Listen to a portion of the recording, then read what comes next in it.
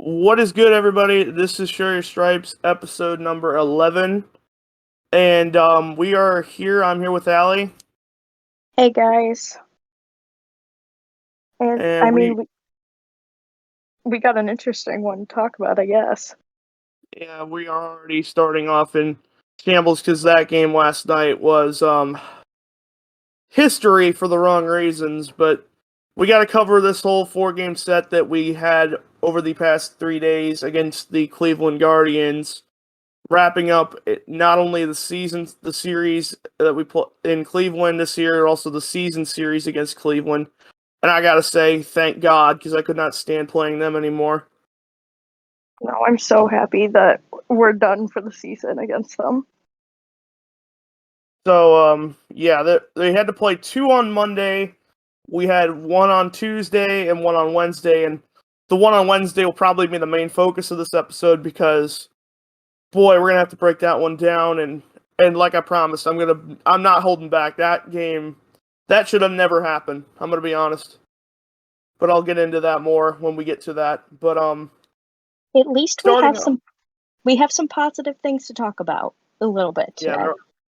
Yeah, I mean, we have to start with a rough game, and then we gotta end with a rough game. But we got the 2 good ones in between, at least. Better than nothing. So first game was a 3:10 start on Monday afternoon. Tigers played a straight doubleheader in Cleveland to make up the game that was postponed on Sunday in July, the one I was going to go to. Tigers lost that one 4-1 in the middle of that no offense streak, which somewhat ended after this game, but we'll get into that when we get to see fit. But again, they had a total of 3 hits this game. Yeah, I think and we were going off of, like I said, Aaron Savale was the guy who pitched for Cleveland, and I said it in the last pod that he owned us in our last start against him, and I thought that we might get owned by him again. I didn't know it would be this bad. Yeah, it was rough. Like, I mean, you're gonna go 6 innings of only 3 hit ball with 1 run and 10 strikeouts against the guy who had a 6 ERA coming into the game. Like, how does that even happen? Like, I don't understand. I mean, I know it's us, so obviously anything can happen. But literally should not have, like, statistically it's shouldn't even be possible. But because we're the Detroit Tigers, apparently, the Cleveland pitchers just have their way against us, and having Aaron Savale just throw 10 strikeouts against you is a great example to that. And I mean, we had a total of 13 strikeouts just in the first game alone. Yeah, everybody in the lineup except Eric Haas struck out at least once in the first game of that doubleheader on Monday. And I will give them credit, they did score 1 run in the first inning, but that was all they scored. So I can't really give them a whole lot of credit for that. No, and I mean, also let's look that Baez had his 20th error this game as well. He did. Still leading the MLB with the most number of errors, but now we have moved into the 20s, so awesome. Yeah, and he leads the league in errors by a considerable margin. I'm looking at it right now. Javi Baez, actually, it's closer than I thought. I believe it was like 20-14, but now it's Javi Baez with 20 errors. In second place is Bobby Witt with 18, and then Jorge Mateo with 15. So Javi Baez, like I said, and I feel like half of those errors have been within the past month or two. Since Torque's been set down. Torque saved his ass very many times. Yeah, he literally got bailed out by his errant throws so many goddamn times. And since he's not here, you can't expect Harold Castro or whoever's playing, or Cody Clemens to save his ass every goddamn play. Yeah, I do have to say it's been getting better though. Like Castro's been, I feel, adjusting a little bit more at first base since Torque's been sent down. Yeah, I feel Lately, like at least. he is, but I feel like he needs to play some more positions because he's a utility guy. You can't really depend on him to play the same position every time. Yeah, no, definitely. Because if I'm looking at it right here, there's a place on the MLB website where I can check and see how many start games he's played by position. Harold Castro has played 35 games at first base, 22 games at third base, 18 games at shortstop, 3 games in left field, 2 games at second base, and 1 game in center. So, I mean, I'm not saying that he's not getting a divisive meaning of positions, but like I feel like he's played like so many games at first base recently. I feel like it needs to change a little bit. I definitely agree with that. But yeah, moving on to the hitting aspect of that game, there's not much to talk about, of course. Only the first 3 guys in the lineup provided the only 3 hits of the game, and I'm pretty sure those were within like the first 3 innings, if I'm not mistaken. Yeah, the first two of them were in the first inning. The only other hit was in the top of the third, and after that, the Tigers got no hit. So,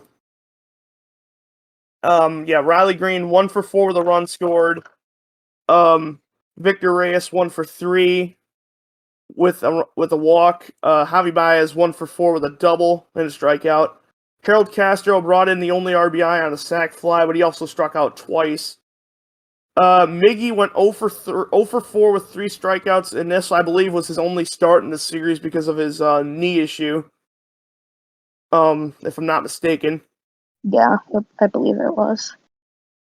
Candelario 0 for 3, Eric Haas 0 for 2 with a walk. Jonathan Scope 0 for 3, Akil Baddoo 0 for 3 with 2 strikeouts. They had 13 strikeouts compared to 2 walks, and I know we literally had a similar stat to that, but like that's unbelievable. Yeah, the ratio to walks and strikeouts has been horrendous lately. I mean, I saw something about how I think it had to deal with, I think it was yesterday's game. I don't know. They're all clashing together, but Riley Green walked for like the second time in like 51 plate appearances or something like that. Like Yeah, it was a while between his last walk and the walk yeah, he's been in. he's been expanding the zone more than I'd like to admit. Mm-hmm. Although he is still making contact, which is more better to say than the rest of this team.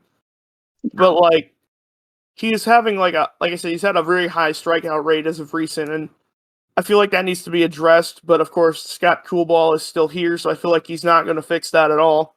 So, I mean, let's just hope that he can like learn to take a few more pitches while he's up there, because I feel like I've seen too many times where he's gone down on 3 pitches. Mm-hmm. No, especially recently. He's been striking out a lot. So hopefully, I mean,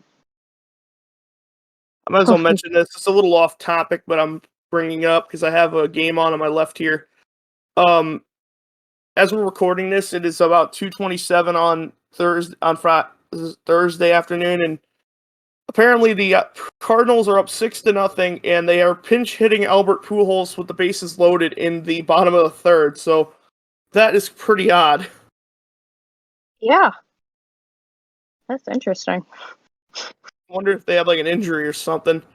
I'm just kind of like keeping an eye on this because every time Albert comes up to the plate, and he just hit a grand slam. Are you serious? Yeah, he actually just did a line drive to left field. 10-0 Cardinals in the third inning. Dang, that's awesome. Number 690 of his career. That is awesome. It was a line drive to left field. I know we're kind of going off track here, but that's history right there. 10 away from 700. I know he probably won't get there, but every time Albert hits a home run, you gotta take it in a little bit. Yes, definitely. And I believe that's like his third home run within the past week or so, if I'm not mistaken. I think so. I feel like there's been a lot this last week. I think it's got to be like number 3. Yeah. But moving on back to the game we're in question here. Drew Hutchison started game 1 of that doubleheader. He did Drew Hutchison things where he had that like one inning where he has absolutely dog shit, but then was like calmed down from that point on. He went Yeah. 5 in the third innings, allowed 7 hits, 1 run, which was earned, walked 1, struck out 4. His ERA on the season is now down to 4.23, which is better than I thought it would be. Yeah. He also did hit over he got over 100 pitches, which I think was the first time this season. Yeah, which is it was actually I think the first time he's done that since like 2016, I believe. And that was back when he was on the Blue Jays, I want to say. Let me just make sure.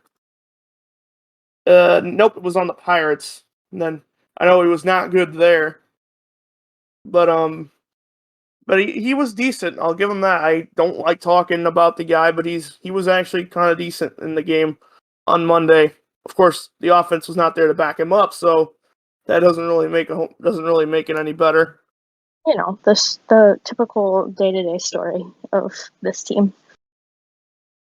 But and then in the 6th inning, after Hutchison went out over 101, Will Vest would come in, and he would go an inning, allow 1 hit on 2 runs, walked 1, struck out 1, and took the loss in the game on Monday. I'm sorry, I'm bringing up a little bit, but at that point, it was basically over because, like I said, the offense was anemic in the first game. Which, I mean, when we compare it to the second game, it'll sound like a fever dream. But yeah, Andrew Chafin would come in. He would allow, I believe, his third home run of the season and his first off of a lefty, I believe. Yes, I do remember reading that. And I remember he said after the game, I believe he didn't. It was either this game or it might have been another one. I'm not sure. I think he might have said something, or was it the second game? I could have been wrong. But one of the 2 games he said something like, "I hung a slider. He should have hit it 300 feet more." It was like one of the funniest quotes of the year. I got to be honest, because Andrew Chafin's a guy who does not take anything seriously, and it was pretty damn funny to hear him say that. But Those are always great. yeah, it made me laugh a little bit because I know he wasn't take he seems to take baseball as a second thing. Willie Peralta, they came in the 8th and struck out nobody, but he walked 1 person and didn't do any damage past that. Which, I'll be honest, I have not seen Willie Peralta in a while. He has not been getting bench use out of that pen since getting moved back there.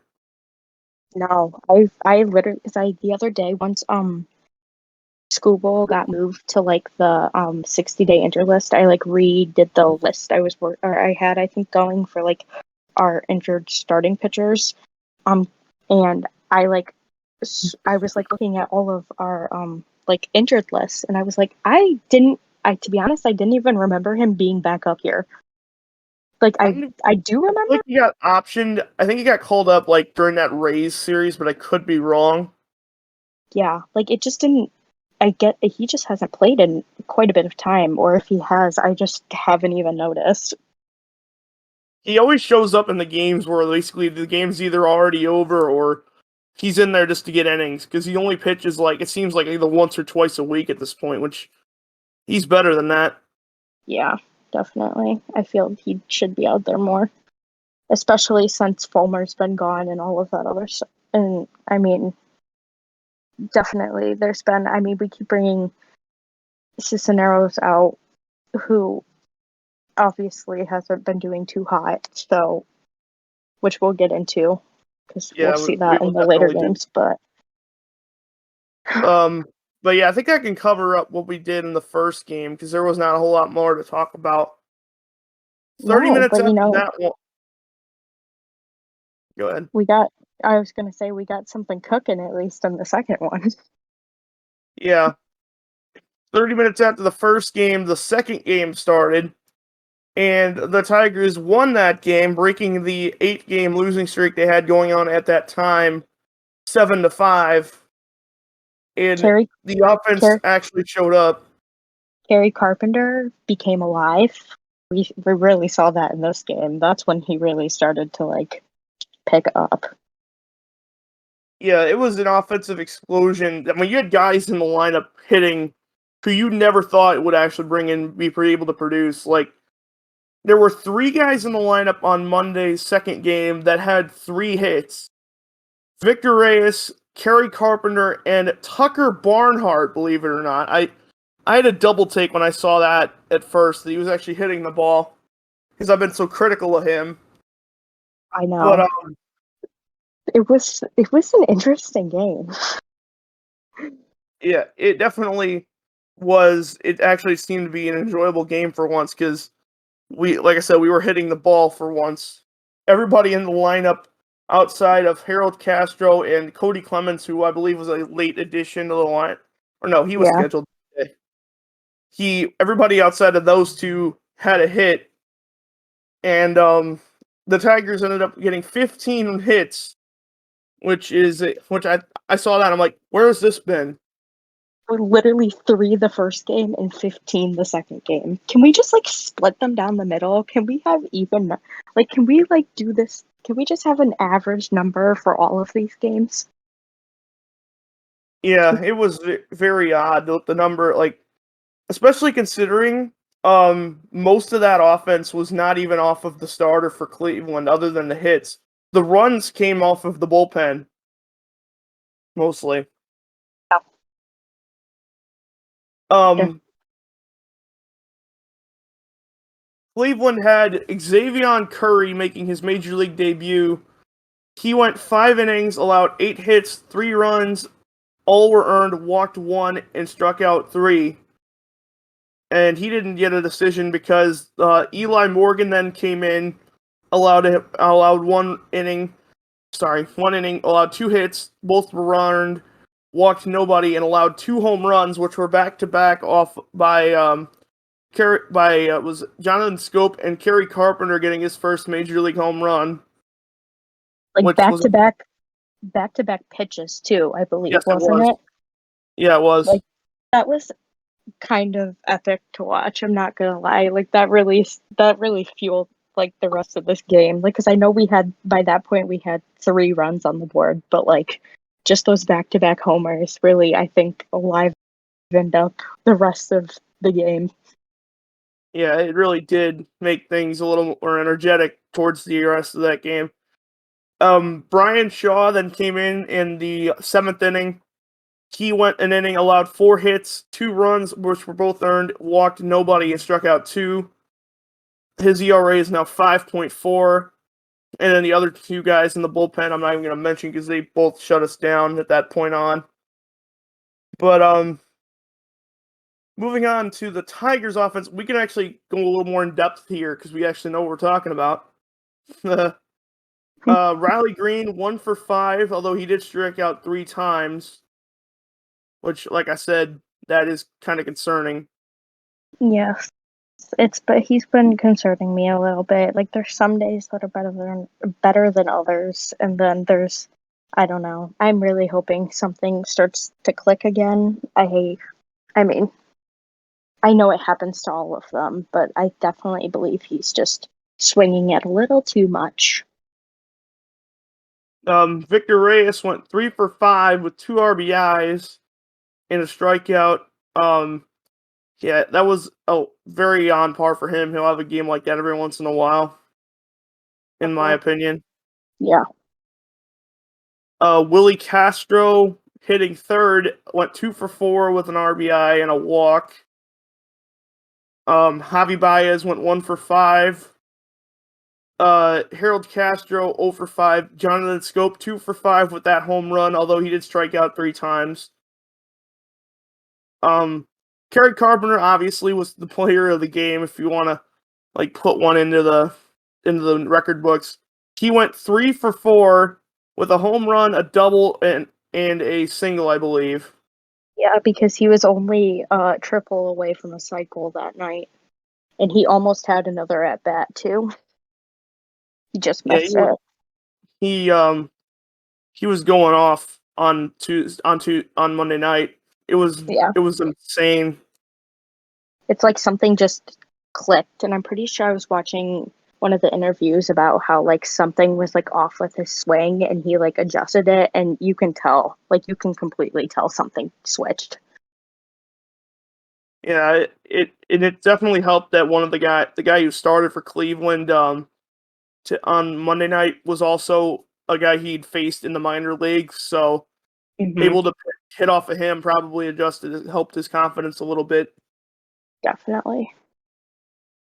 Tucker Barnhart, like I mentioned, 3 for 4 with 2 RBIs, and I believe they were all singles. Which I mean, there's nothing wrong with that, but he actually produced for the first time, and it seemed like forever. I think that was his first 3-hit night of the season as well. Yeah, it was his first in over a year. Yeah. And having 2 RBIs, I believe, was the second time this season. So, Um, Cody Clemens obviously was batting ninth. He went 0 for 4, which I can't knock him too much. I mean, he just had a rough night. yeah. But the pitching performance for the Tigers was pretty good. I mean, I'll not knock it a whole lot because there's not really a whole much to talk about here. Brian Garcia started, and as the 27th man of the doubleheader, he went 6 innings, allowed 5 hits, 3 runs, all earned, walked nobody, and struck out 5, and allowed the 2 home runs. Which I mean, it's good for him. I mean, I'll give him credit when he has good starts. He got his first win, so Yeah, it might have even been his first as a starter too. I'm not even sure. But Jose Cisnero went 1/3 of an inning in the game on the 7th inning. He only went, like I said, 1/3 of an inning, allowed a hit and a run earned, walked 2. His ERA is only 2.16, but people have been mentioning, and I know you've mentioned it, that his walk numbers are way higher compared to last year since coming up. yeah. No, And I've heard, definitely. It's been a little rough to watch him lately. like there were some people saying that he should be optioned tomorrow when eventually we'll probably call up Eduardo Rodriguez for the game on Sunday, which we'll get into later. But I wouldn't be shocked if he gets optioned at this point because he has not pitched in many games, and when he has, it's not been very great. Yeah, no, agreed. Um, Joe Jimenez then came on, finished that inning off with no further damage. Went the 2/3 of an inning and got the 2-man out. Alex Lang then came on in the 8th, had a scoreless inning. And then Gregory Soto had nearly shit his pants yet again, but he did get the save. He went 1 inning, allowed 2 hits, and allowed a run to score. But he did get the save, although it probably could have been a little less, could have been easier on my heartburn at least.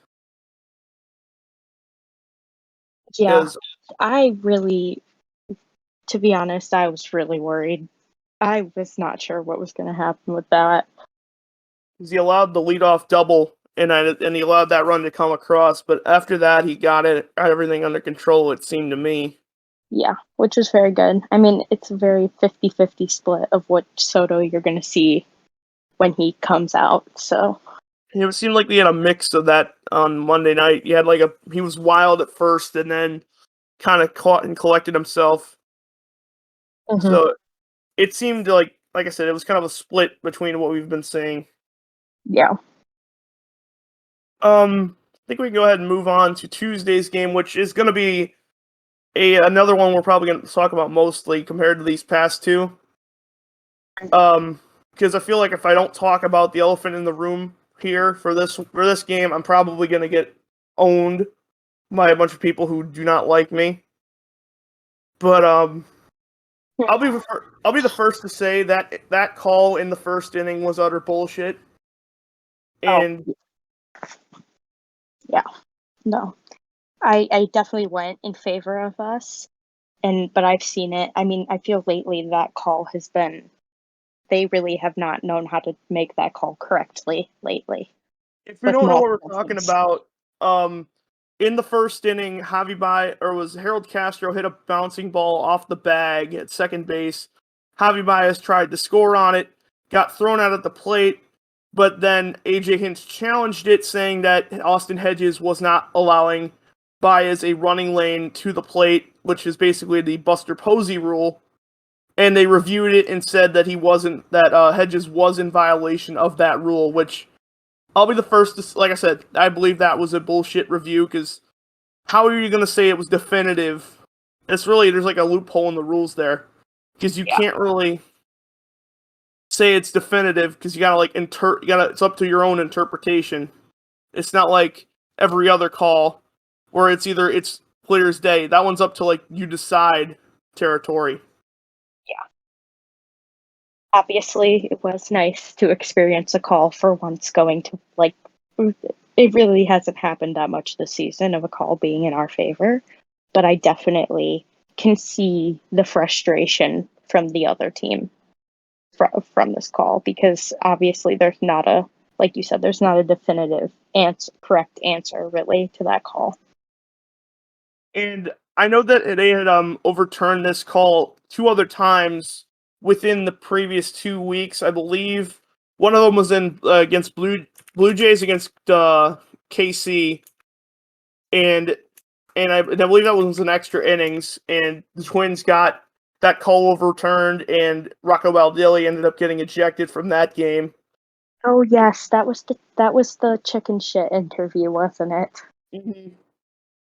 And then the other one was in the game. It was the Orioles against the Orioles against the Pirates on the same day. They had two calls of that on the same day, where they reviewed it in replay and overturned it both times. So that rule has been taken more into accountability recently, and quite honestly, I feel like the league needs to do something about it, because I feel like, well, all these people realizing that it's being challenged and getting overturned basically every time, I feel like that Mhm. more managers are going to challenge for that, and it's going to make things a whole lot more uglier. Yeah, I mean, I definitely agree with that, because I mean, by the end of the game on Tuesday 2, there was that call in the ninth, and I honestly really thought we were going to have like a benches cleared fight, because Cleveland was obviously having a lot of anger towards the team at that point. Yeah, we'll get into that later, but I wanted to also mention the fact that, like I said, I feel like if that rule is going to be overturned basically every time, especially when you have catchers, like I think they even asked Eric Haas after the game, like, "Hey, are you in favor of this rule?" And he said, "No, I'm not. I'm in favor of the contact with the runner Yeah. rule that they had in place before this," and a lot of people agree with that. I understand that they're trying to do it for the safety of the catcher, but half the time they're just taking away the runner at the plate. And I think this wasn't even the first time that this call had been made. If I recall it correctly, I'm going to look it up on my computer here. I believe there was a Reds Marlins game in 2014. I believe it was the first instance of this exact call being made, and nobody talked about it at that time. Yeah, it was July 31st, 2014. Zach Cozart tried to score on a sac fly, and they called the same thing and reviewed it for like 5 minutes and said that he was safe because of the same rule. Yeah. It's definitely going to get messy if they don't clarify some things with this rule. But I think too many people are gonna. I think they're gonna try to overturn too many of them. because, like, what is the definition of blocking the lane anymore? Because, like, Yeah. what is the lane? It's like the line, like the chalk line of foul and ground to third base, the baseline there. Is that what the lane is? Like, honestly, I'm not even sure what they declare is the lane. But They need to make it more clear about all of that for sure. yeah. Moving on though, obviously, like I said, Baez ended up scoring on that play, so the Tigers ended up taking a 1-0 lead, and then the very next batter, Carrie Carpenter, hit another home run, and that gave the Tigers a 3-0 lead in the first inning, which was nice to have a lead like that this early in a game. Good. I felt that made me feel a little bit calmer going into the rest of the game, if I'm gonna be honest. Yeah, it got uglier towards the end of the game. It was also, but oh, for sure. But it was also nice to see that he hit back-to-back home runs in 2 games, and that was a 2-run homer, so obviously it helped a lot. yeah, the Guardians would score 1 in the bottom of the third or bottom of the first. Tigers would score 1 in the top of the third. Wouldn't score from that on, which will lead me into the box score, which I'll read over quickly here. Riley Green 0 for 5 with 3 strikeouts. Again, I don't want to get into that. I've already said it before, but he needs to fix that. Victor Reyes 1 for 5. Javi Baez 1 for 4. Harold Castro 3 for 5 with 2 RBIs. Carrie Carpenter 2 for 3 with a single and a homer. Jonathan Scope 1 for 4. Candelario 0 for 4. Tucker Barnhart 1 for 3. And Akil Baddoo 2 for 4. The strikeouts were very down in that game. There were only 6 as compared to the 13 on the first game on Monday. Yeah.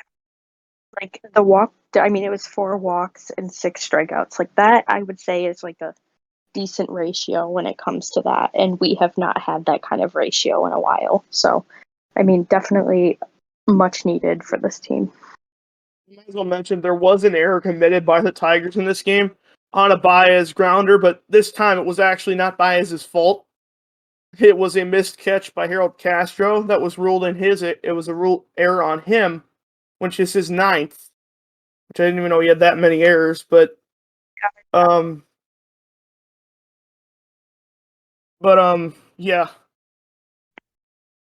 We really can't go a game without an error. So at this point, it's just nice when we end up having a game without one.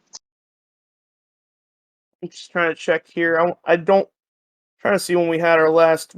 We had some runners in the 7th too, but moving on, we're gonna jump ahead in here to the 7th inning because there was one other call that I feel like was not mentioned a whole lot after the other 2. There was a review that the Tigers initiated on, or I think the Guardians challenged it on a strike him out, throw him out, or no, it was Stephen Kwan tried to steal second base. The Guardians challenged it, and it looked like, to me at least, I'm not sure about you, it looked like to me that Kwan got in there, but they reviewed it and upheld the decision. Yeah. I definitely. I mean, I don't remember watching this in the game. Honestly, I don't know if I remember seeing it, but seeing you play it, I would say he touched base before Baez got him. They probably went with the, like, oh, there was not enough evidence to overturn it, but, like, that angle right there shows it pretty clearly. Yeah. And that reminds me of the call that we had in the first game of this series, which was basically the exact same, except I believe which was basically the same thing, reviewed and not overturned in the Tigers' favor, which obviously we don't need to go much into that because we didn't do much in that game, but let's just say that the scorecards have been, like, interesting this week. The only game that I think in this series, the whole umpires in that entire series were awful. Except for, like, the scorecard, I think in the second game. The second game on Monday was, like, relatively good. But, like, it's been rough. It's been rough this series. Yeah, the umpiring crew they threw out there, and the umpiring crew in New York making the replays were awful this entire series. Oh, did you see the one for yesterday's game? I'm sorry, I just looked at it. Yeah, I'm It gonna was get into that when we get over to that one, yeah. but the umpiring in the game last night was awful as well. In general, it was just terrible. But moving on to the ninth, Gregory Soto came in again, trying to nail down a 4-3 save, and I believe he led off the inning with a single. I'm not quite sure if I remember that. It was either a single or a double. Yeah, it was a double by Tyler Freeman. Austin Hedges bunted him over, and then the other controversial call, they ruled that they originally ruled that Miles Straw fouled off a pitch that he clearly missed. I'm not going to hold back on this one. He clearly missed the ball, swung and missed in a pitch in the dirt, but they ruled that he had fouled it off. And then umpires got together, and the home plate umpire in this game, which I believe was Lance Barksdale, came out and he says, I think he said, like, I didn't see it. Can you guys, like, overcorrect me or whatever? And then they ruled that he did strike out, and then all shit broke loose at that point. Let's just put it bluntly. I definitely it was pretty clear though that like the ball like was in the catcher's gloves. Like it did not make contact with the bat at all. It didn't. And I think the main reason that the Guardians were upset with it was because the ball moved around in Tucker Barnhart's glove after he caught the ball, which reminded me a lot of like a football catch where it's like in the process of the catch and whatnot. Mm-hmm. But like it almost, there was a few players that were trying to go out onto the field from Cleveland's dugout. Yeah. Like First off, after they overturned it, Terry Francona came out, and obviously you cannot argue reversals of decisions on the field, and he got thrown out of the game, which obviously whenever you see a guy get kicked out, it's always a little fun entertainment. Mm-hmm. And he was going off. Like, he honestly had a good argument because, like I said, he was probably saying, like, how do you not see that and then ask your buddies for help? Yeah. But I think the center fielder got ejected that game as well after that call. Yeah. In the ninth. Well, then after he struck out, went back into the dugout and kept arguing the third base umpire, Nestor Seja or whatever. And he got kicked out of the game in the middle of a pitch. Like, as soon as the pitch was delivered, he called time and then threw out Straw. And at that point, it was basically, like I said, it was all hell broke loose at that point. Yeah. And then the next batter grounded back to Soto, and he got the final out of the game. So it was a very interesting win. I'll put it at that. Not saying it was deserved, not saying it wasn't, but it was a very eventful win. Yes. And I might as well mention Garrett Hill did get the win on Tuesday, his third of the season. He did. As the Cardinals have just homered again, it is now 12-0 in the fifth inning. Dang. Lars Nootbaar with his sixth home run of the season. Man, the Rockies, like, I genuinely feel bad for them. I know I'm kind of going off track with that, but like, you all know that we just get sidetracked really easily, so. Jason Foley then came in. He went an inning, allowed a hit and a run, but it was not earned because of that Harold Castro error. Mm-hmm. Joe Jimenez came in the eighth, allowed one run on 2 hits, struck out 1. Tigers only had 5 strikeouts in the entire game. There was not many strikeouts total. Combined by both teams, there were only 11 strikeouts, which is less than some of our games we've had the last week. So yeah.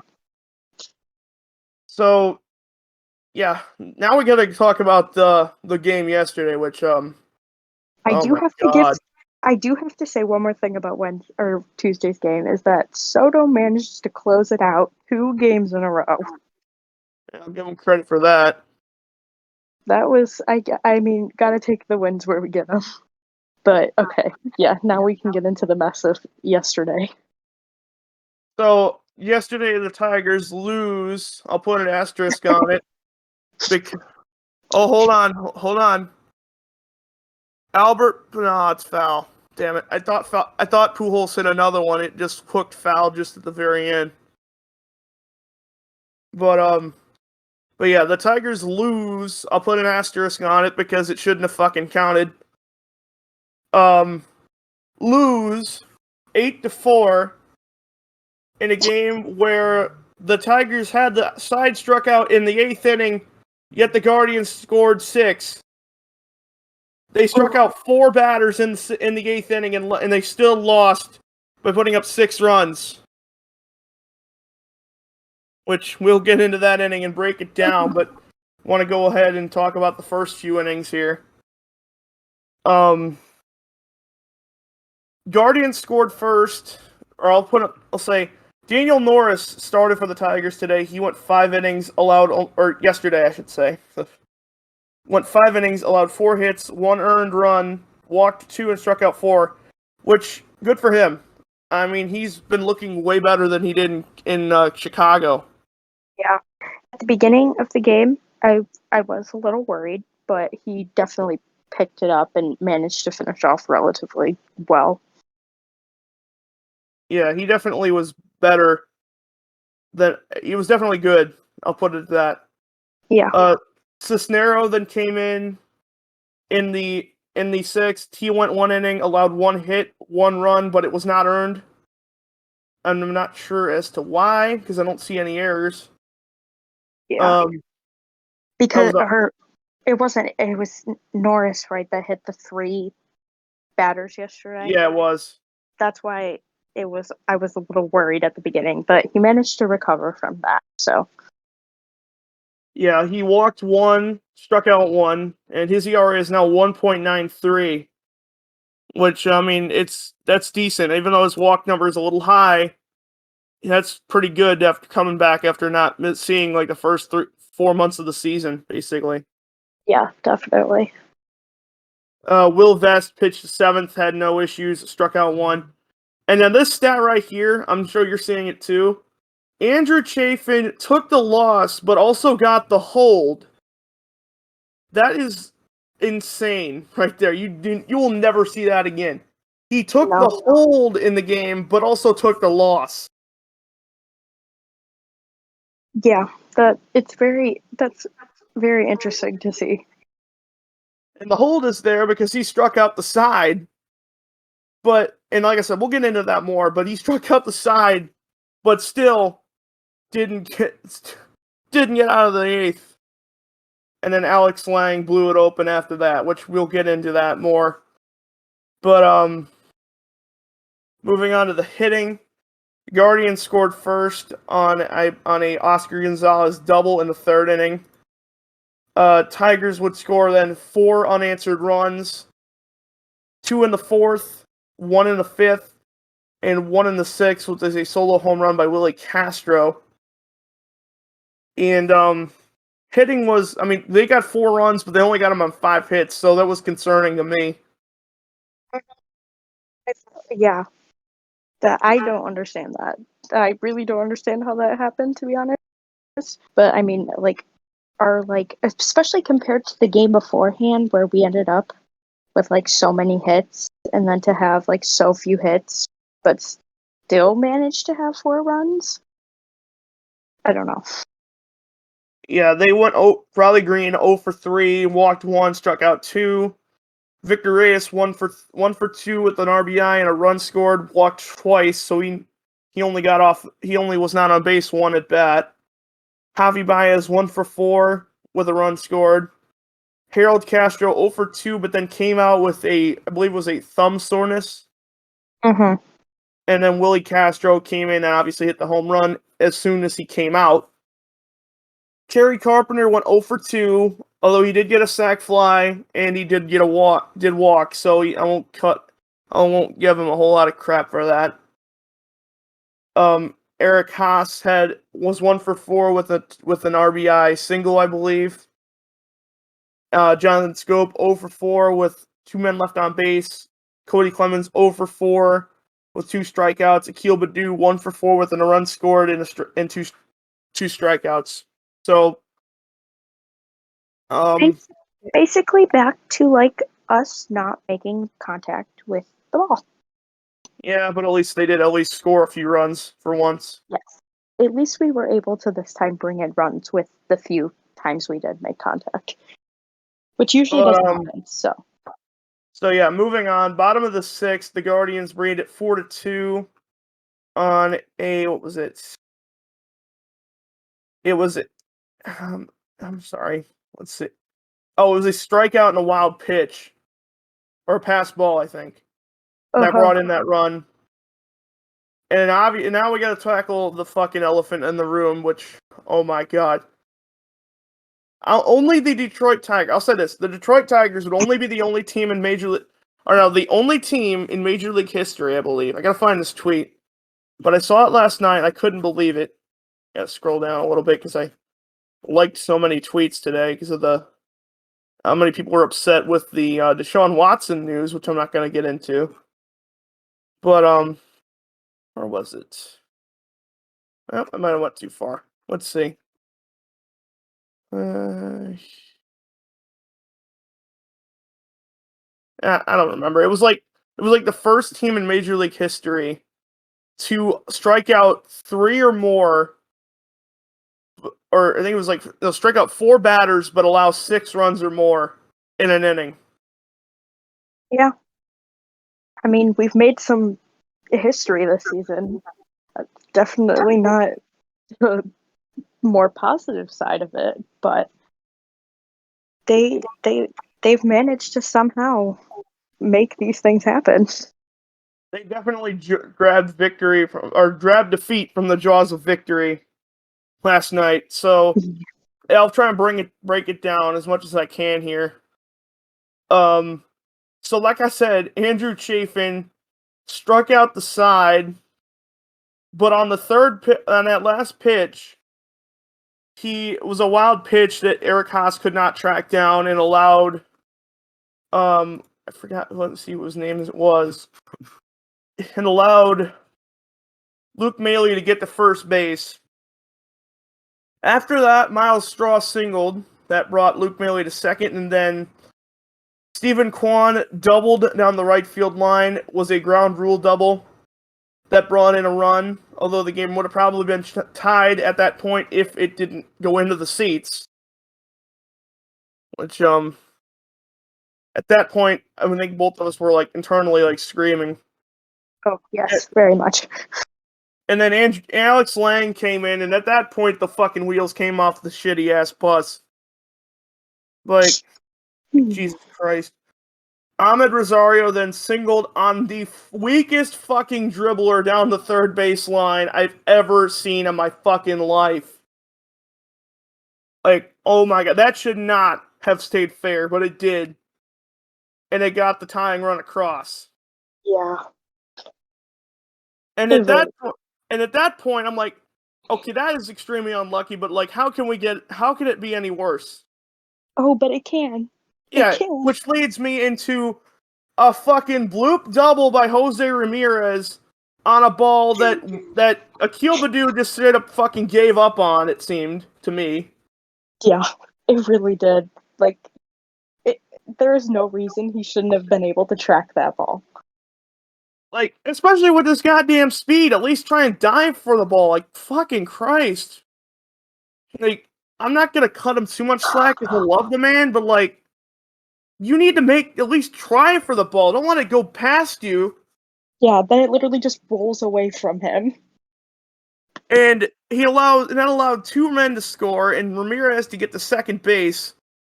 And at that point, it was now 6-4, when it should have been 4-2, and the inning should have been over. And after that, Oscar Gonzalez went doubled to the left field, and it barely stayed in the yard because of that high wall they got there in Cleveland. That made it 7-4.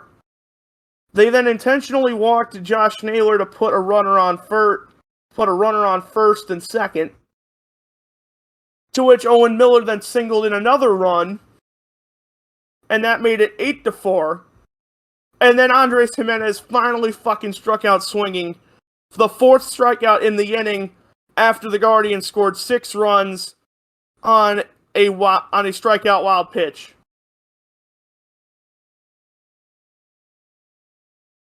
I got no fucking words. Like, honestly, I said it last night, I'm gonna say it again. That strikeout wild pitch rule should not be in the league. I know a lot of people like that rule.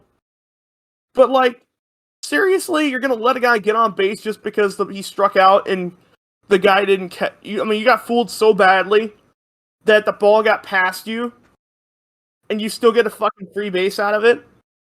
Yeah. No.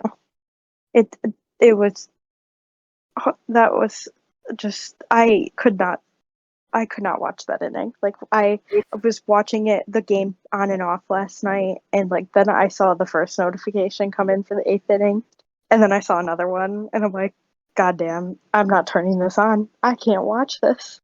And then I saw all the like highlights of it coming out on Twitter timeline, and it was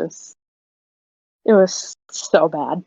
Like, there's no words to describe. I mean, if obviously it's a very on par thing for this type of thing to happen, but like, god damn, we can't catch a break. Like, this, like, things just can't come easy for this team. I mean, and like I said, this was the first time in Major League history, in the modern era of baseball, that a team struck out 4 times in an inning, but also scored 6 runs. And it happened to be off of the Tigers, and everyone's going to be laughing at us for that. And let me look at the replies, because I seen it on ESPN Stats and Info last night too. Let me see. I can't even imagine. It was right here. Tonight, the Guardians struck out 3 straight times to start the 8th inning, but then scored 6 runs after the third batter dropped the 3rd strike. It's also the first time in the expansion era that his team struck out 6 runs, scored 6 runs in an inning after 3 batters all struck out. And then, let's see. Tigers making history. Leave us alone, that's a Tiger fan. What else we got? Troy needs to sell the Tigers. There's a lot more, like, people are more shocked than anything, but, like, there's some, like, can you explain how this happened? This is the most Cleveland story time ever. I say that. Yeah, no, it's the most Detroit thing ever to happen to us. Yes, completely. 100%. I mean, it's the story of this season. Like, about everything. And at that point, I'm literally listening in the car and I'm losing my mind. Because, like, I was so damn furious that they found a way to lose in the most unbelievable way fashionable. And of course, they brought in Clase in the 9th, and we went 1-2-3 off of him. Yeah. And that's how the game ended. Yep. It was a rough one, to say the least.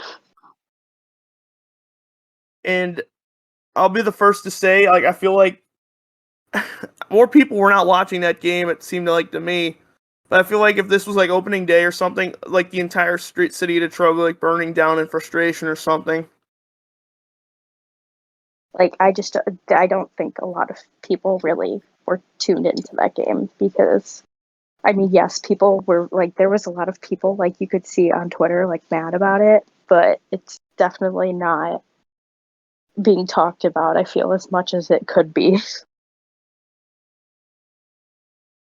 So, with all that out of the way, now we can go ahead and talk about this upcoming series, whether it kills me or not, which, like we've mentioned before, we probably both of us are going to make some content for the game on Sunday, unless everything stays the way I hope it does, or whatever.